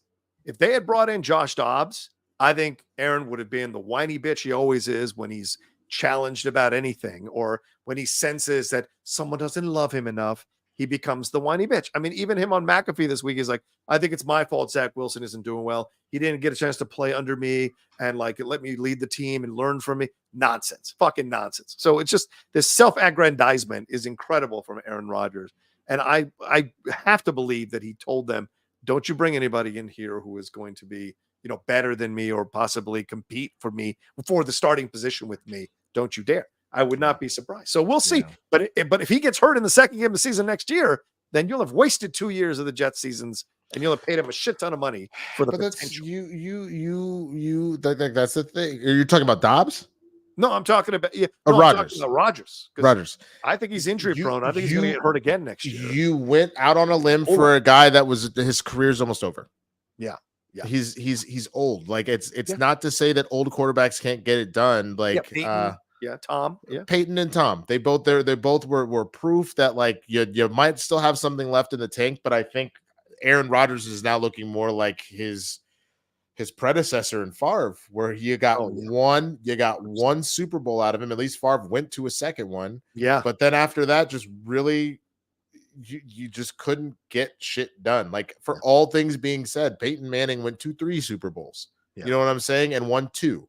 Obviously, Tom Brady won an ad infinitum number. I understand that Drew Brees didn't leave the Saints. He just retired there. Yeah. But like was always in the mix. And if anything, the only reason the Saints didn't go to a couple Super Bowls are some BS calls in various little situations. And the biggest one being the Rams that had no business being in the Super Bowl. Yeah. They had zero business being in that Super Bowl. Yeah, that's not wrong. But I think it's funny when you look at it now. We're in week 11 right now. Week 3 or 4, whenever the Jets played the Broncos, that was the Nathaniel Hackett game, and the Jets got the victory, and the Broncos were not doing well, weren't playing well. Well, where we are in week 11, look how everything is turned around. Nathaniel Hackett looks like the incompetent offensive play caller that Sean Payton was essentially implying in his press conference, seeing how terrible Zach Wilson is. See, I don't think Tim Boyle's going to be much of an improvement. There's a reason they didn't bring him in to replace Zach until now, until the season looked like it was pretty much done, because they don't think he's that much better than Zach Wilson. So it'll just be someone to put a Band-Aid on a big old gaping wound. And now Sean Payton has turned these Broncos around. And if the Broncos make the playoffs, dare I say even win the division or at least compete with it for the division, then he's going to get the last laugh in the whole press conference situation. I think that's so funny how things turn around. That's why you got to understand life is a marathon, not a fucking sprint. Always. Don't celebrate early because you get smoked at the end, so we'll see what happens with them. Let's see what else on this. I feel bad. I do feel bad because actually, by all accounts, he's not a bad guy. People like him. It's just that he can't process the defense as quickly. He's a nice kid, and I think that's the part that makes me sad. If he was an asshole, if he was arrogant, if he was like, if I found out that like he was out here in these streets like Nick Bosa, then I would have been like, good, Bob, bitch. Like, but it's he just seems like an innocent kid who maybe was banging another player's mom. I don't know, bro. Like, I just quite a few moms. Speaking of which, Shooter McGann here on Twitter saying Zach Wilson showing up to the bars on Thanksgiving, knowing he doesn't play in the next game. Zach It's hard to feel. It's hard to feel super bad for him. Like I'm so curious. Let's see, Zach Wilson contract. I'm just curious. Oh, bro, it's a pretty penny with the number 2 pick. Yeah. My guy has a 4-year contract worth $35.1 million. So in the same way that I'm like, you need to go out here in this motherfucker and catch that ball. I'm sorry. You got to play better than this if you're the number 2 overall pick. But again, I don't put that on him. I put that on the Jets for putting that pressure on this kid and taking him number 2 overall. But you don't put the bad pass on Mahomes. You put it on Scanling. It's confusing to me. But it wasn't a bad pass. It hit him in the hands. It was not a duck. It literally had a perfect spiral right in his hands. So say what you want. Say what you will. Like, there's a point at which I need Zach Wilson to do better. But the problem is if Zach Wilson, if his ceiling was what he's doing, it's on an organization to understand that this kid's potential stops here. You know what I'm saying? And maybe you don't spend a number 2 overall pick on it. This kid is done. He should take his money and get out of the NFL because he's not going to turn it around in any other organization. It's just no other organization is going to take a chance on him to start. Dude, seeing his press conference, that was so sad. He's like, hey man, you got to do better. I really tried. Like, I tried to make those passes. I didn't do it. And I'm not even upset. Like, I get it. Like, I'm upset. I want to play, but if they got to move on, that's what happens. Yeah. That sucks because that's a speech of I am being essentially forced into retirement. I don't even think this kid will be a backup in the league at this rate. No. Because he was the backup to Aaron Rodgers. Yeah. And then kind of got forced into the that is sad. Yeah. This is not a Blaine Gabbert situation. Blaine is still in the NFL. Blaine had one great season for the Jaguars and then regressed to the mean where he'd been before. And now he's just a backup quarterback going from organization to organization. Zach Wilson will not because he never had any good season. Yeah. Again, only so bad for him. $35.1 million. If that's all you ever get from the NFL, you have made more money than a vast majority of the rest of the world will ever make. And that is. Yeah. And let me tell you the truth here. Like you said, everyone seems to think he's a nice guy. He's a white kid and he's got money. The world is open to you, my man. You can go out into this world, decide what you want to do next outside the NFL, and go be something. You could I've seen Dan Orlovsky, one of the worst quarterbacks to ever play in the NFL, has become one of the best analysts on ESPN. Yeah. I've seen Robert Griffin III, who had one good season, become one of the best college football analysts. Mark Sanchez recovered from the butt fumble to become a good college football analyst. Matt Leonard, the opportunities are there. It's the, can you imagine though that you wanted something more than anything and you just can't get to the other side, man? Like you had your opportunity and you just couldn't cut it. Like that cuts a little deeper. Like obviously the money for the rest of us, it's the money. Right, but like, can you imagine this is something you've wanted since you were a little kid and you've put everything into it and you were acknowledged by the second overall pick. You were started for this team. Like you won some games, you threw touchdowns in the NFL, but like that sucks. Because like I even think about, I know people were really hard on Rainn Wilson the other day. He did an interview like a year ago, the actor, something like that. Yeah, who played Dwight from The Office. Yeah, how he was like really upset that like he was like, yes, I was on arguably the greatest sitcom of all time. I played arguably one of the most memorable characters in like sitcom history, but he could not get another show popping off, and he could not do movies. And he was talking about how jealous he would get, and how upset he would get, and how he got into a depression watching Steve Carell become that guy.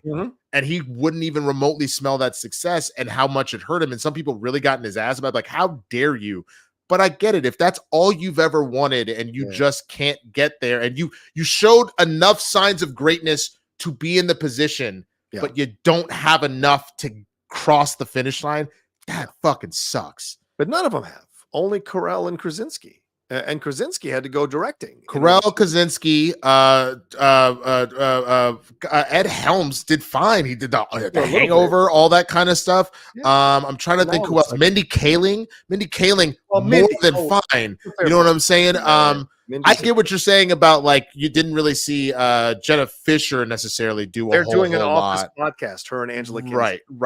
So I get that, but there were like at least 5 or 6 people that hit. Craig Robinson, who was a small role essentially in The Warehouse, but he's out here balling out of control, you know? BJ Novak just directed a really good movie last year or earlier this year. That's right. It's a good point. But yeah, I mean, but that's the game, right? There's a lot of the world is littered with sitcom actors who didn't go to the next level. Look at Drea De Matteo, never been able to do much after The Sopranos. Now she's opening an OnlyFans account. It's just the game. It's the game. Yeah, it is. And I don't know. My eyes got hella big when you I said didn't want to say anything because I'm like, I don't know where we're gonna go here. And I don't know what it's like to be wanting something your whole life and not getting it, because I won 4 titles. Let's take a break and then we'll get into some. You also got drafted number 4.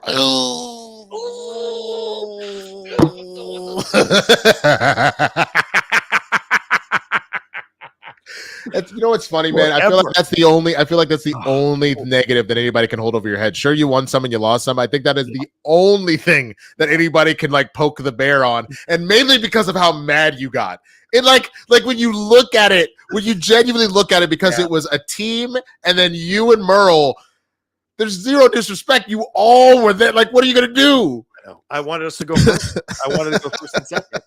But Tom. But it was all about miscommunication, and we solved it. But at the time, but you're right. I regret it. There's so much of my reactions I regret from the Schmodown and whatever. But yeah, certainly you're a competitor. I'll tell you this. There are times where I probably could have headbutted you and be like, "Wake up, bitch!" But like for the most part, where I give you credit, and this was talked about on on Fox Sports 1. They were talking about Caleb Williams jumping in the stands and crying next to his mom and all that. And like James Jones was like, "Man, why you crying like a bitch? You don't cry like you can cry, but why you crying in public?"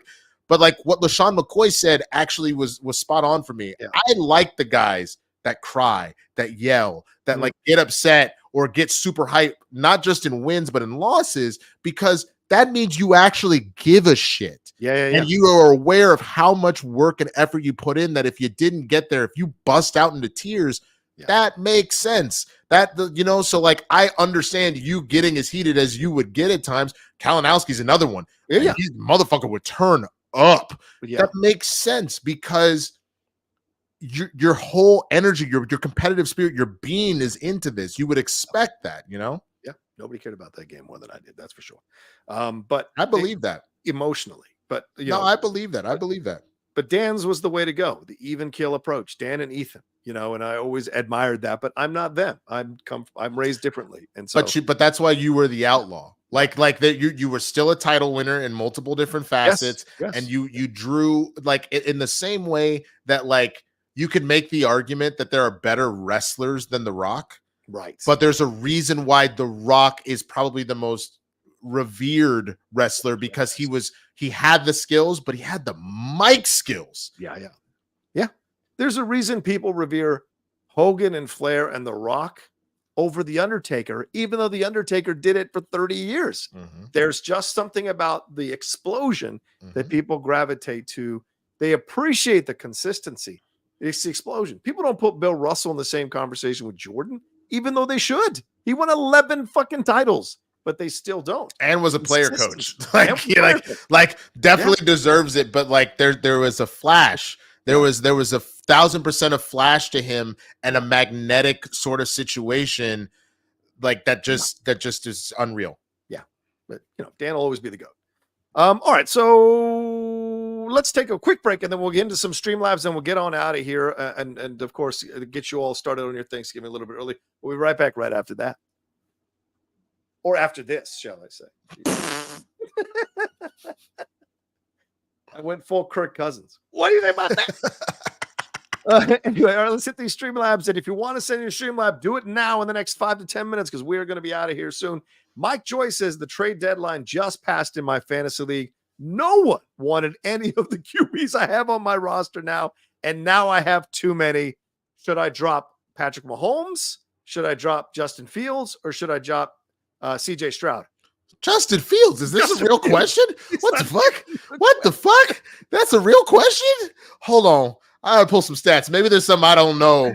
Like Justin Fields keeps losing, but he's balling out. Is it? Did I miss something? He's going for a lot of yards. I don't know. I mean, maybe he's doing really well as like a fantasy quarterback, and I just missed something.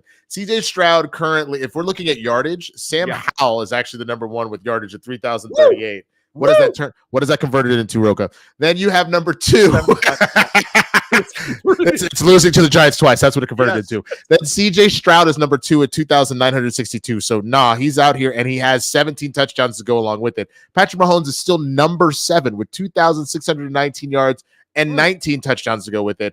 Let's see if I can find Justin Fields here. He is number 28 on the list with 1,370 yards. I would say drop Justin Fields. Yeah, I would say drop Justin Fields 100%. Both of those players have much more upside. I'll pull up more touchdowns. I'll pull up the fantasy stats. Let's see, because obviously fantasy stats are going to be different than just stats. So we'll see how maybe there's something I'm missing here, but that seems like a layup to me. Yeah. You can keep going. Sorry. It's going to take me. It's going to take All me. right. So the next question is also from Mike Joyce. He says, I drafted Mahomes with my second pick in my draft. If I do drop him, who would be the most insulting person to drop him for? Tommy DeVito, Mac Jones, Zach Wilson. Why would you drop Mahomes? I don't understand. Keep him as your backup if you don't want to start him, because maybe CJ is giving you better numbers right now because Mahomes is struggling with that offense. I would still keep Patrick Mahomes. Do not drop Patrick Mahomes for a number of reasons, but most importantly, let me tell you something. I had CJ Stroud and Joe Burrow. Guess who's not playing the rest of the season? And I'm glad I have CJ Stroud. You need to have a backup quarterback. Unless you're just in a situation where you're like, I'm in a 10-team league, there will always be people there. Yeah. You need to hold on to both of them and get rid of Justin Fields. But I'm still going to look up these stats. So keep going. Let's move on. Doug Developer. What's up, Doug? Good to see you, brother. He says, my dream Super Bowl matchup would definitely be the Eagles versus the Ravens. Two very hardworking, likable quarterbacks who were both doubted entering the draft and were told to switch positions, which to me had racist undertones, trying to prove the world wrong. Yeah, I mean, I think Jalen's already been to a Super Bowl, so I think that would be great to see him win one. As far as Lamar Jackson for the Ravens, I think that'd be a great way to turn back the narrative. I don't think Lamar needs to win, but Lamar getting in the Super Bowl, I think would turn the narrative around on him. If he won, it would solidify turning the narrative around on him. But I think it's okay for him just to get there. Jalen needs to win this thing in the next 3 years. He has to win this in the next 3 years. I think, to really kind of establish himself as a premier quarterback in the NFL and solidify his legacy. What was the question, real quick? Because I was reading stats. Sorry. My dream Super Bowl matchup would definitely be Eagles versus Ravens, two very hardworking, likable quarterbacks who were both doubted entering the draft and were told to switch positions, trying to prove the world wrong. The Eagles don't ever need to go to the Super Bowl ever again. They suck my dick. Fucking, so for reference here, at least, and I know that they tweak our quarterback rules just a little bit points wise. I want to say we get there's like a bonus in our league for like if you get 300 yards, you get like an extra 2 points or something like that. Yeah. But all that being said, it shouldn't change that much. Patrick Mahomes is still sitting at 1, 2, 3, 4, 5, 6, number 7 with 283.86 points. CJ Stroud is only 3 quarterbacks behind him with 269.98. But then Justin Fields is sitting down here at 167.65. And that makes sense when he has that few yardage, that few touchdowns, and that many turnovers. He's not in the realm of those other two. He's just not.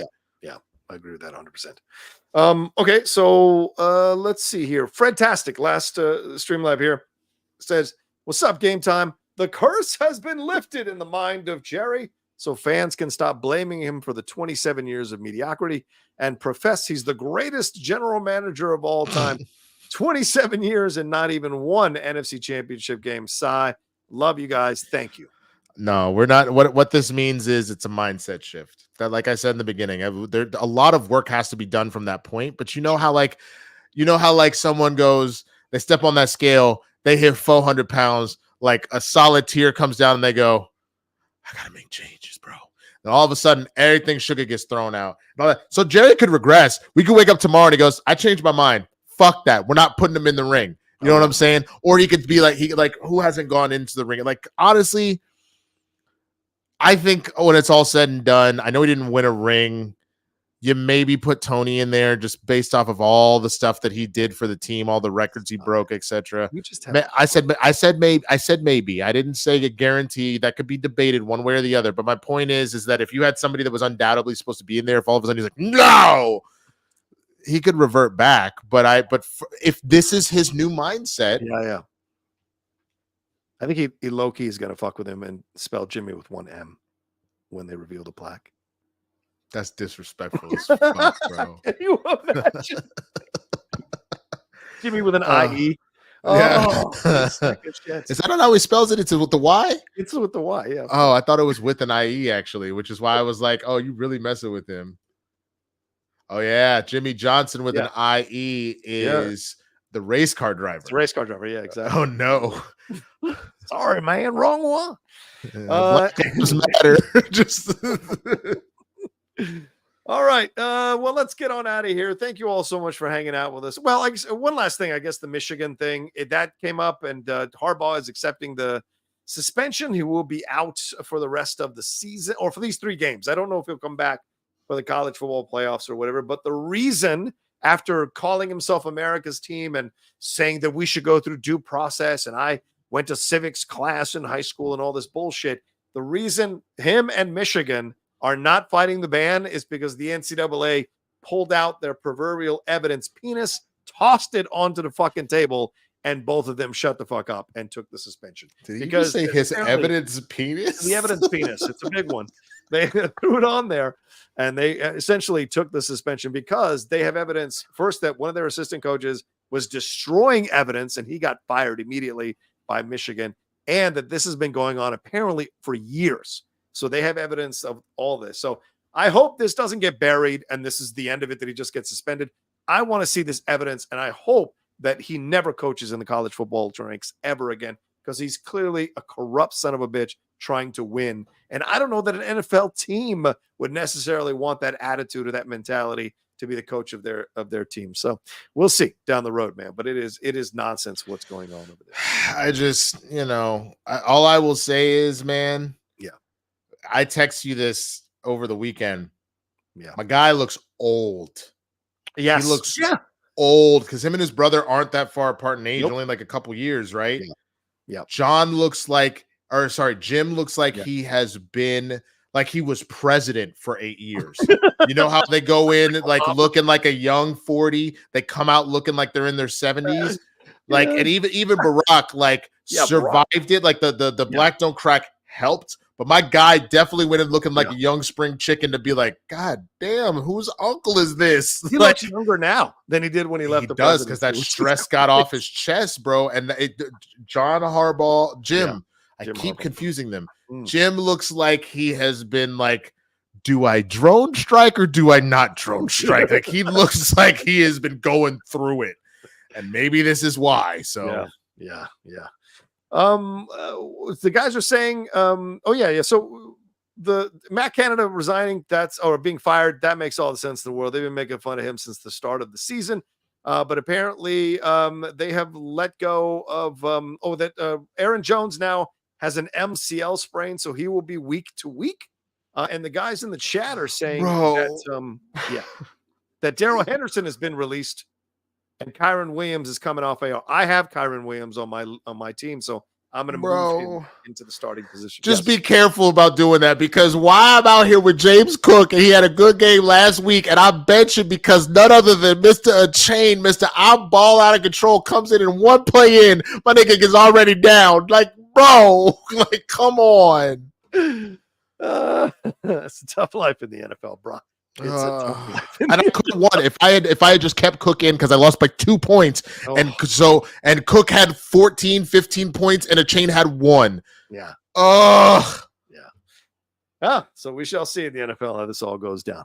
All right. Well, thank you all so much for hanging out with us. We appreciate it madly. You could be anywhere, and the fact you're hanging out with us live, we appreciate it. For those of you who are watching later, thanks so much for watching it later. But overall, we want to wish you all a very happy Thanksgiving coming up this week. Enjoy your time off. Enjoy time with the friends and families. Don't fight over politics. Fight over sports, and have fun with your family, and eat the food and enjoy the company. Because you know what? We only have so many years on this revolving ball of rock. Enjoy the people in your life, because you never know what can happen. You never know how long you've got here. So, appreciate that more than getting into a battle over nonsensical stuff. Winston, another fun show. Brother, thanks so much. Please let people know where they can find you, what you got going on, brother. You can find me at the Swaggy Blurred over here on YouTube. You can find me on TikTok, on Instagram, all that good stuff. I'm over on Capes and Cows on Thursdays. And for those of you that are in the Los Angeles area or wanted to come and visit for the holiday, December 2nd, we got a stand-up show popping off. I guess it's the Big Thing podcast stand-up comedy show. I'm gonna get a little bit more time this time, doing some stuff. There's a lot of dark thoughts in my head. So you definitely don't want to miss this. It's gonna be fun, man. But yeah, definitely come out and support. You tell Christian is the only black performer, you should get 10 minutes, for God's sakes. You tell Christian. Don't let him well, I get 3/5 the time as everybody else. No.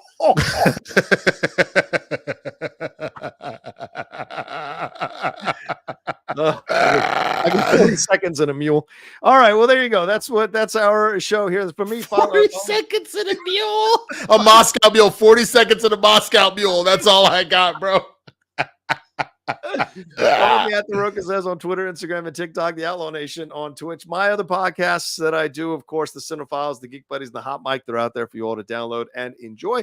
We will be live tonight, if you're a fan of the Geek Buddies, live at 7 p.m. PT tonight with our special Thanksgiving show, giving thanks and also having fun. And tomorrow, the Hot Mic goes live at 9 a.m. Snyder's on the East Coast, so we got to figure it. So we had to figure out a time, and 9 a.m. is the time that works. So look for the announcement for that later on today. But come join us for both of those. Have a great rest of your week and a happy Thanksgiving, and we'll talk to you next week with another brand new episode here of Game Time. Peace.